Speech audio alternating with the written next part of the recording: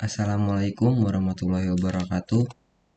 Perkenalkan, nama saya Mauldan Akmal Gandhi. Saya adalah mahasiswa dari Universitas Teknokrat Indonesia.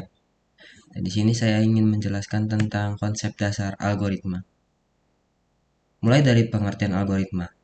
Kata algoritma berasal dari algorithm yang berarti menghitung dengan angka Arab.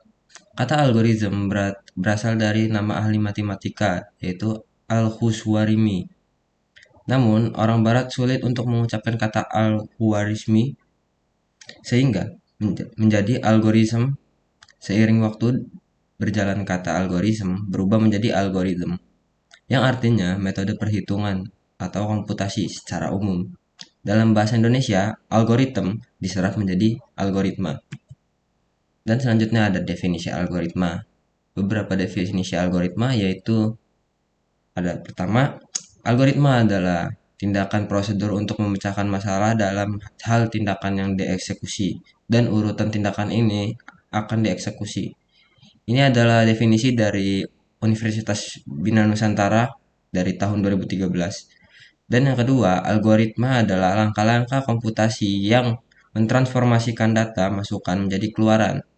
Dan ini adalah definisi oleh Bapak Munir tahun 2007. Karakteristik algoritma. Pertama, ada keterbatasan atau fitness. Algoritma harus berhenti setelah menyelesaikan sejumlah langkah yang terbatas dan mencapai tujuan akhirnya. Program yang tidak pernah berhenti dan terus berjalan tidak akan memiliki algoritma yang benar. 2. Kepastian, definiteness. Setiap proses dalam algoritma harus didefinisikan dengan jelas dan tidak ambigu untuk memastikan tidak ada kesalahan dalam menghasilkan output. Ketiga, masukan atau input. Masalah yang ingin diketahui solusinya, algoritma bisa terdiri dari memiliki satu atau lebih input yang akan diproses. Keempat, ada keluaran atau output. Satu atau lebih nilai keluaran yang dihasilkan sebagai solusi dari masalah atau input tersebut. Output bisa berupa pesan atau kuantitas yang berhubungan dengan input. 5. Keefektifan atau dalam kurung effectiveness. Setiap langkah dalam algoritma harus sederhana, sehingga bisa diimplementasikan dalam waktu yang tepat. Fungsi algoritma. Algoritma berguna untuk membantu program atau programmer dalam memecahkan masalah. Mereka mengembangkan sebuah algoritma untuk menghasilkan serangkaian solusi yang dibutuhkan dalam pemecahan masalah. Algoritma ini akan diimplementasikan ke dalam sebuah program. Contohnya, algoritma yang umum ditemukan yaitu media sosial. Pemilik media sosial tentu ingin platform mereka menjadi tempat yang aman untuk bersosialisasi secara daring atau online. Untuk itu, mereka mengembangkan sebuah algoritma yang bisa memberikan peringatan kepada pengguna yang mengetik kata-kata menyinggung perasaan di dalam komentar. Fungsi lain dari algoritma yaitu satu, memecahkan masalah dengan cara yang logis dan sistematis, baik masalah kompleks maupun masalah sederhana. Kedua, bagi pemrogram atau programmer, algoritma membantu dalam melacak setiap kesalahan yang muncul. Dan ketiga, memodifikasi program lebih mudah tanpa mengubah total algoritma serta mengulangnya dari awal.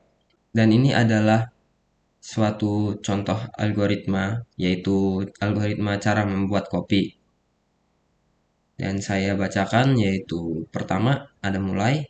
Kedua, buka kemasan kopi.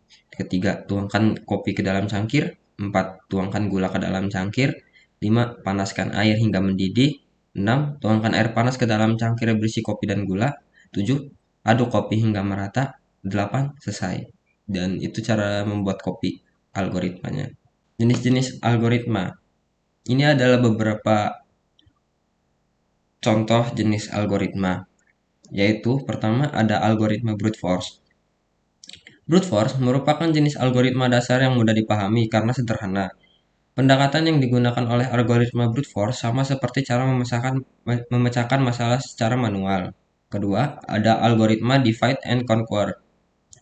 Prosedur cara kerja algoritma divide and conquer yaitu mengelompokkan masalah menjadi beberapa sub-masalah atau masalah kecil sesuai jenisnya.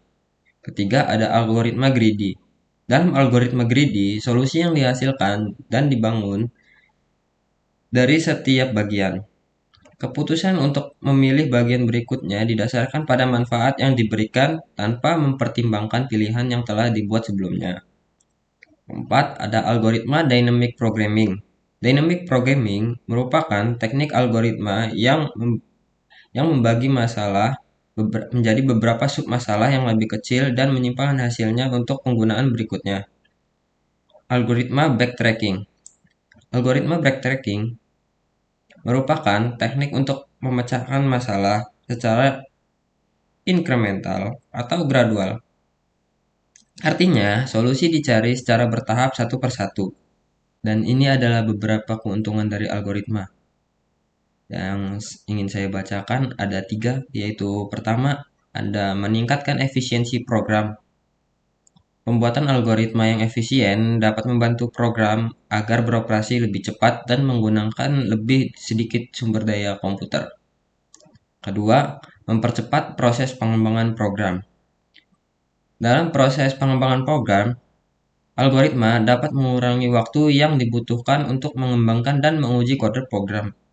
Ketiga, menyelesaikan masalah yang kompleks. Algoritma juga bermanfaat dalam menyelesaikan masalah yang kompleks atau rumit. Beberapa jenis algoritma mampu memecahkan masalah menjadi bagian yang kecil. Dan ini adalah aspek penting dalam algoritma. Yang pertama, teks algoritma berisi deskripsi langkah-langkah penyelesaian suatu masalah. Kedua, tidak ada notasi baku dalam penulisan teks algoritma, berbeda dengan pemrograman. Ketiga, setiap orang dapat membuat teks algoritma sendiri. Namun, untuk dapat ditranslasikan ke dalam bahasa pemrograman tertentu, maka suatu algoritma sebaiknya berkorespondensi dengan notasi bahasa pemrograman secara umum. Keempat, notasi algoritmik bukan notasi bahasa pemrograman, karena itu pseudocode dalam notasi algoritmik tidak dapat dijalankan oleh komputer. Kelima, algoritma merupakan hasil pemikiran konseptual. Supaya dapat dilaksanakan oleh komputer, algoritma harus ditranslasikan ke dalam notasi bahasa pemrograman. Terima kasih. Dan itu saja penjelasan dari saya tentang konsep dasar algoritma. Saya akhiri. Terima kasih.